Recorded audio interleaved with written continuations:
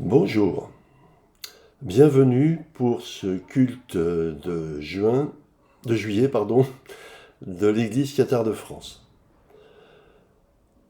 Nous allons commencer comme d'habitude par un Père Saint, qui est une prière prévue pour les croyants, donc vous pouvez la dire en même temps que moi. Père Saint, Dieu légitime des bons esprits, qui n'a jamais trompé ni menti, ni erré, ni hésité. Par peur à venir trouver la mort dans le monde du Dieu étranger, car nous ne sommes pas du monde et le monde n'est pas de nous, donne-nous de connaître ce que tu connais et d'aimer ce que tu aimes. Amen. Le prêche de ce mois-ci est un peu particulier sans doute. Il porte sur la gnose et le gnosticisme. À force d'entendre le catharisme se faire traiter de religion gnostique sans qu'aucun de ceux qui l'affublaient de ce qualificatif soit capable de me dire précisément ce qu'il entendait par là, j'ai fini par trouver nécessaire d'essayer de rationaliser cela afin d'en tirer des conclusions dignes d'intérêt. En effet, si beaucoup trouvent normal d'affirmer sans plus argumenter ou d'argumenter sans proposer des références consultables et comparables, voire se réfugient dans des limbes d'un ésotérisme de façade appuyé sur un verbiage et une sémantique volontairement absconse afin de ne pas se sentir à l'étroit dans des théories qui ne savent jamais expliquer clairement, pour ma part, je ne veux ni me tromper de voie, ni entraîner quiconque sur les chemins de fortune. Après tout, le gnosticisme ne devrait pas être obligé de se cacher si ce qu'il prône est digne d'intérêt.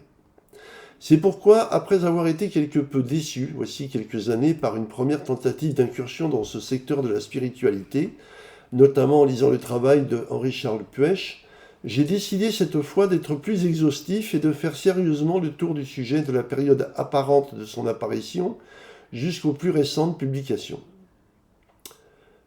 Excusez-moi cette terminologie très locale, la gnose, Kesako. Selon les périodes et les auteurs, la gnose s'est vue attribuer des origines variées. Chrétienne tout d'abord, dès le IIe siècle, puis juive quand il s'est avéré que ceux que l'on qualifiait de gnostiques rejetaient la Torah, et même pré-chrétienne, voire orientale, quand on croyait découvrir des textes gnostiques considérés comme pré-chrétiens. Charles-Henri Puech précise même qu'il y a autant d'églises gnostiques que d'évêques. Dans son ouvrage, François de Cré dit d'elle « À la différence de la connaissance rationnelle et discursive, qui aboutit au concept et opère par déduction et proposition théorique, la gnose, qui échappe au mécanisme de la logique et à ses démarches spéculatives, propose son enseignement sous forme de mythe. Ainsi, la connaissance acquise dans la gnose serait en fait acquise par une sorte d'intuition, sans base logique et incapable de se plier à l'argumentation rationnelle. Pourtant, bien des courants de pensée et bien des religions se sont vus classer dans la gnose alors qu'elles proposaient au contraire une connaissance logique et rationnelle. Dans le christianisme, le marcionisme, le policianisme et le catharisme, pour ne citer qu'eux, furent victimes de cette classification manifestement erronée, puisque justement leur argumentaire était fondé en logique et rationalité, et que la connaissance à laquelle ils ouvraient était même parfois plus cohérente et logique que celle de l'Église de Rome. Il faut donc chercher ailleurs une définition de la gnose qui soit acceptable. Simone Pétrement propose de chercher les origines de la gnose chez Paul. Je cite « Si ce renversement s'est produit dans et par le christianisme, la crucifixion du Christ, la théologie paulinienne de la croix est une réponse. La condamnation d'un juste est une condamnation du monde, un jugement sur le monde. » Fin de citation. Cette analyse, pour pertinente qu'elle soit, pose néanmoins un problème. En effet, la lecture des évangiles et des actes des apôtres montre clairement que cette conception est déjà présente, notamment quand Jésus affirme son rejet des obligations de la Torah concernant le sabbat, ou quand il affirme aux Juifs que leur père est le diable. Donc même si en dehors de l'évangile selon Jean, on trouve des indications d'une opposition à la Torah dans d'autres évangiles, cela veut dire que cette interprétation est entièrement chrétienne et ne peut constituer une base pour le gnosticisme. Ou alors il faudrait laisser entendre que la gnose est une partie du christianisme. Effectivement, Simone Pétrement a raison quand elle voit dans le christianisme paulinien et johannique le ferment de la gnose, mais elle omet de franchir le dernier pas quand elle continue à penser que la gnose est sortie du christianisme pour mener une existence propre. Dès lors, comment peut-on comprendre la gnose? Si les pères de l'Église, Clément, Origène, Irénée, ne font aucun obstacle à reconnaître l'origine chrétienne de la gnose, c'est tout simplement parce qu'elle l'est d'évidence. Sinon, ils auraient sauté sur l'occasion de le signaler. Ce qui les intéresse bien davantage, c'est de dissocier la gnose du christianisme qu'ils défendent, et c'est là qu'il faut chercher la clé de la compréhension de la gnose. Ce n'est pas une hérésie chrétienne qui s'est extériorisée, mais une voie chrétienne originelle et authentique que l'on a cherché à tout prix à exclure du christianisme que l'on voulait rendre uniforme et entièrement soumis à l'approche catholique de Jérusalem et de Rome. Ce christianisme déchu est celui de Damas et d'Antioche. C'est le christianisme porté par Paul dès la première moitié du 1er siècle et confirmé par les adeptes de Jean dès la fin de ce siècle. Ainsi, quand Marcion et Valentin vont venir raviver et amplifier ce schisme initial en le présentant comme le seul christianisme authentiquement valable, la seule solution sera de les exclure, en donnant à cette doctrine un autre nom et en lui cherchant des origines douteuses. Mais cela n'empêchera pas Marcion de constituer son Église et de la faire prospérer au-delà de tout ce qui était imaginable dans un monde où l'Église de Rome ne disposait pas des moyens de la museler. Il me semble probable que, contrairement à Marcion, Valentin ait pu voir dans cette option extérieure au christianisme une voie possible et souhaitable qui lui permettait de recréer une cosmologie propre à sa conception des choses. Mais cette éventuelle dérive resta très modérée, et ce n'est que beaucoup plus tard que les disciples de Valentin développèrent cette conception en créant un plérome pléthorique et finalement très anthropomorphique. Donc, la gnose est en fait une création ex nihilo, destinée à combattre un schisme qui bénéficiait en Paul et Jean d'un support scripturaire autrement plus dangereux que la tradition orale. Cela permettait de l'évacuer du christianisme sans avoir à combattre sérieusement ses théories, largement validées dans les textes chrétiens qui allaient constituer le canon, tout en favorisant le rejet des fidèles, et ce d'autant plus quand les valentiniens s'en emparèrent pour en faire de fait une nouvelle religion, chose que n'auraient jamais espéré les pères de l'Église dans leurs rêves les plus fous. Essayons de définir et de rechercher les origines de la gnose. La seule définition que l'on a de la gnose est celle qu'en donnent les pères de l'Église de Rome.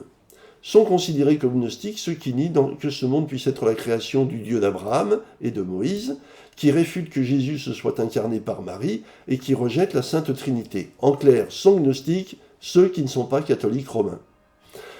S'il n'est pas étonnant de voir les responsables de l'Église chrétienne catholique et apostolique romaine chercher à évacuer du christianisme ceux qui ne partagent pas leur opinion, il est surprenant de voir ces exclus se satisfaire de cette situation, voire de l'amplifier.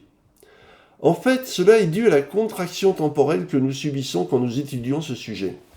En effet, les premiers à s'être vus nier le droit d'être chrétiens n'ont jamais accepté d'autre appellation que celle de chrétiens. Et c'est bien plus tard que leurs disciples ont parfois décidé de faire de cette exclusion une sorte de tremplin pour proposer une nouvelle approche religieuse qui va, très rapidement, retomber dans les travers du judéo-christianisme. Mais le phénomène s'est en quelque sorte emballé quand la gnose s'est attribuée également le quasi-monopole de la connaissance. En effet, le terme de gnostique fut alors utilisé dans d'autres religions pour rejeter ceux qui ne suivaient pas le dogme principal et qui prétendaient à la connaissance. En fait, il est clair qu'aucune religion ne revendique d'être ignare. Mais ce terme de connaissance, gnosis, est l'arbre qui cache la forêt d'un rejet doctrinal disparate selon les religions qui cherchent à l'appliquer à des opposants qu'il est difficile de contredire.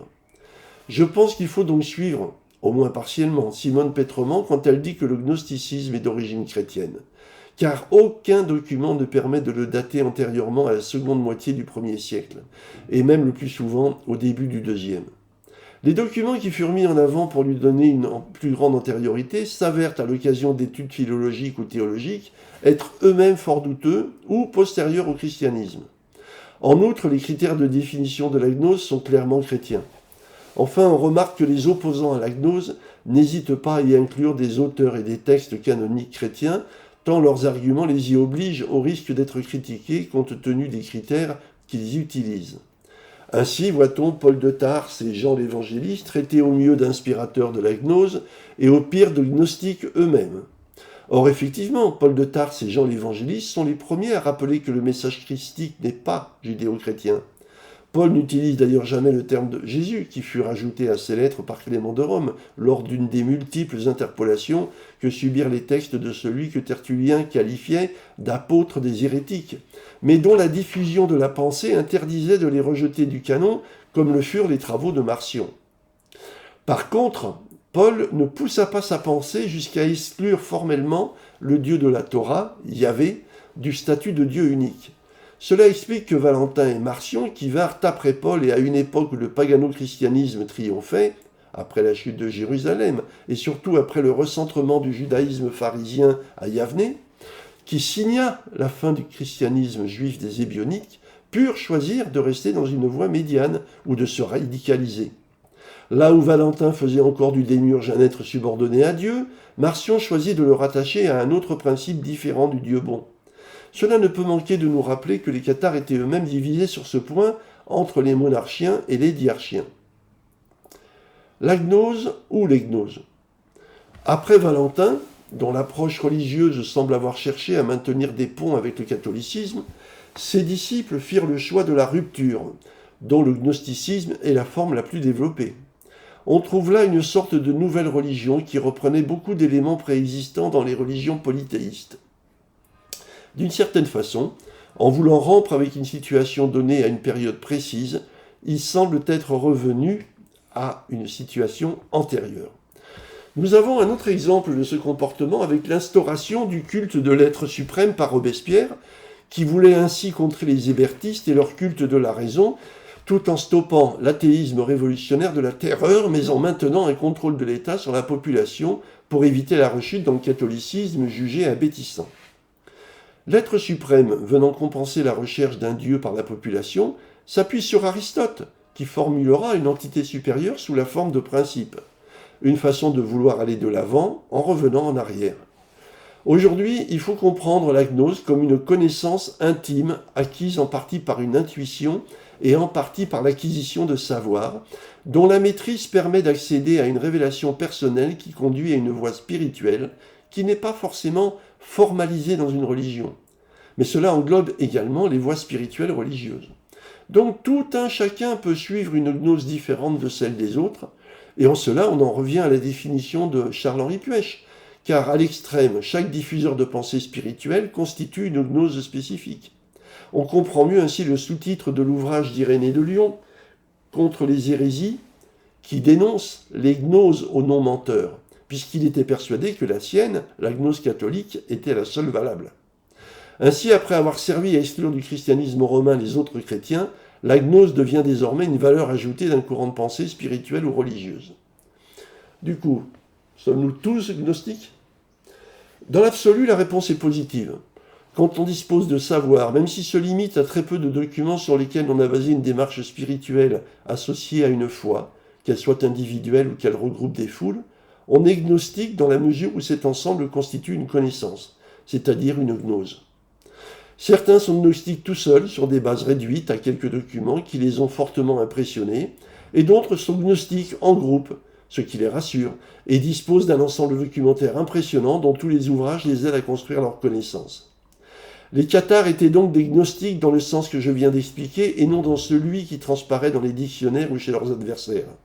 Ils étaient gnostiques chrétiens, car leur savoir venait de documents écrits et développés par des chrétiens, même s'ils ne sont pas tous issus du canon judéo-chrétien, et que c'est sur cette base et avec leur foi qu'ils ont élaboré leurs connaissances logiques et cohérentes. Mais les traités de gnostique, en raison des différences évidentes entre leurs connaissances et celles des judéo-chrétiens, n'est qu'une façon moderne de les ostraciser, faute de pouvoir contester efficacement leurs arguments. Et vous, sur quoi avez-vous bâti votre connaissance ? Vos bases sont-elles solides ou fluctuantes ? Votre foi est-elle réelle ou passez-vous votre temps à vous questionner sans raison, notamment sur des points qui ne sont que des conventions et non des vérités comme la cosmogonie ?